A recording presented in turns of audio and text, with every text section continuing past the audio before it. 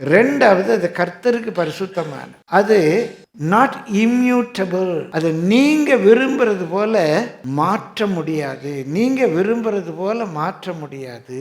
இது இழப்பமானது, இது நல்லது. It is immutable. நீங்களா ஒரு பிளான் பண்ணி செய்ய முடியாது. பிரியமான இந்த உதாரணங்கள் எல்லாம் நீங்க விளங்கி கொள்வதற்காக பாஸ்டர் சுந்தர அடிக்கடி ஒரு உதாரணம் சொல்லுவார். அந்த சபையில் இருந்த ஒரு விசுவாசி எப்போதும் ஒழுங்கா டைத்து கொடுப்பார். அவர் ரிட்டையர் ஆனார். ஒரு பெரிய தொகை வந்துச்சு. பாஸ்டர் சுந்தரையாட்ட வந்து சொன்னாரு, நல்ல மனசு பாஸ்டர், உங்க கை ஓட்ட கை பாஸ்டர், எவ்வளவு கொடுத்தாலும் தூக்கி கொடுத்துருவீங்க. அவர் உண்மைதான், இந்த கையில வாங்கி இந்த கையில கொடுப்பார். நானும் அதை தான் பழகியிருக்கேன். இவர் பாஸ்டர் சுந்தரையாட்ட வந்து சொன்ன நடந்தது, பாஸ்டர் உங்கள் கை ஓட்ட கை, எவ்வளோ கொடுத்தாலும் செலவழிச்சுங்க. இப்போ உதாரணத்துக்கு சொல்கிறவருக்கு 1 லட்ச ரூபா வந்திருக்குன்னு வச்சுக்கோ. அவர் சொல்கிறாரு, இல்லை ஒரு 10 லட்ச ரூபா வந்திருக்கு பாஸ்டர், இந்த 10 லட்சத்தையும் நான் பிஸ்னஸில் இன்வெஸ்ட் பண்ண போகிறேன்.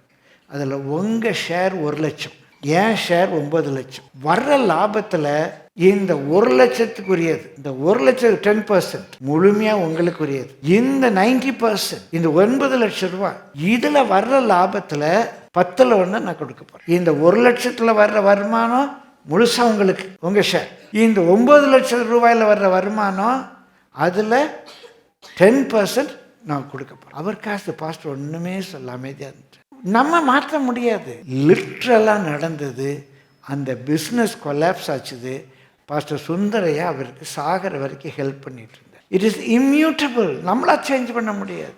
அவர் எண்ணம் நல்ல எண்ணம்.